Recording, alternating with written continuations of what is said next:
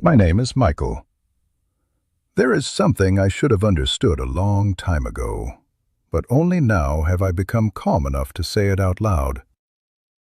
Much of what we believe about success and life is built on assumptions that seem obvious. Yet, they can quietly lead us in the wrong direction. We grow up believing that if we work hard enough, stay constantly busy, and keep pushing forward, then one day life will simply feel complete. I believed that too. From the outside, my life once looked fine. I had a career, money, and recognition. I thought I was on the right path. But then, at the age of 54, an ordinary moment forced me to stop and look back at my entire life. From that moment on, the way I saw time, success, and the true meaning of living changed completely.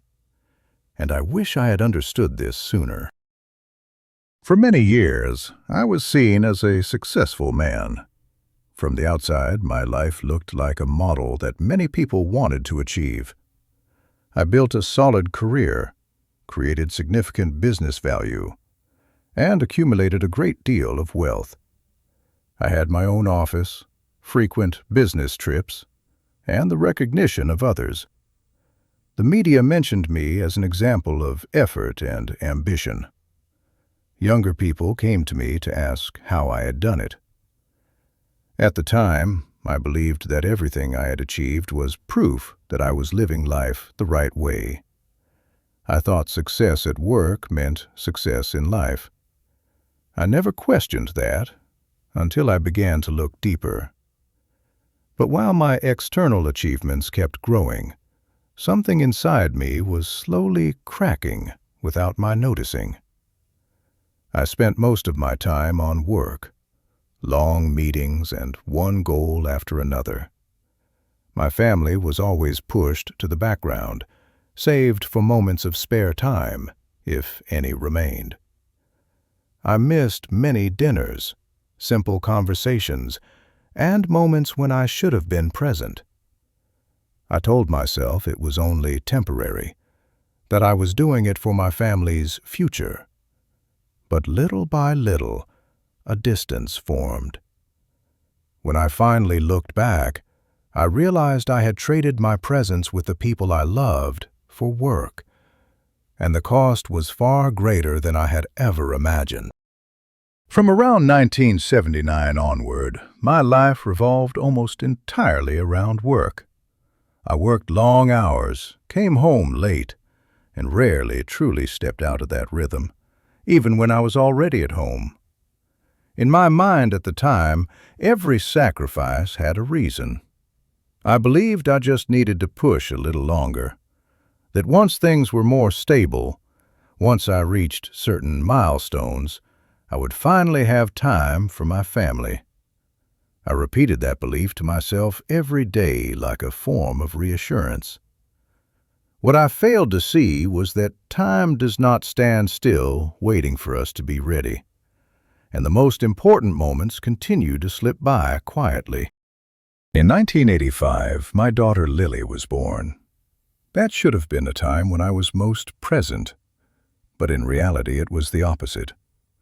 I continued to give most of my time to work, convinced that I was doing what was necessary for my family's future. Because of that, I missed many important milestones in her childhood, her first steps, her first days at school, small moments that should have stayed with me. I often came home after everything was already over and told myself I would make it up to her next time. But time moves quickly, and those moments I thought were small slipped away quietly without waiting for me to notice. There is one small memory I can never forget because it showed me just how deep my absence had gone. When Lily was about 7, she came into my office holding a drawing she had just finished. It was a picture of our family, clumsy lines filled with excitement. She stood beside my desk, waiting for me to look. But I was focused on my work, and simply motioned for her to wait a little longer. She stood there for a few seconds, then quietly walked away. Many years later, I came across that drawing by chance. In the corner, Lily had written that she still loved her dad, even though he was always busy. Reading those words, I understood that my absence had become something normal in her world far earlier than I ever realized. When my company began to achieve real success, I thought that was when things at home would finally get better. But the reality was completely different. The distance between me and my family became clearer with each passing year. Lily grew up and slowly turned distant. She no longer came to me to share her stories or her feelings. Sarah built a life of her own, used to handling everything without me. I was still there in that house, but only like a familiar guest. The success I chased did not bring me closer to my family. It quietly pushed me farther away from them, day by day. Then came the day Lily left home for college. I was proud of her, but at the same time I could clearly feel the distance between us. When we said goodbye, Lily held her mother for a long time. With me, it was only a brief, awkward hug. Not long after that, Sarah told me she could not keep waiting anymore. Our marriage ended after many years of quiet endurance. I did not argue, and I did not defend myself.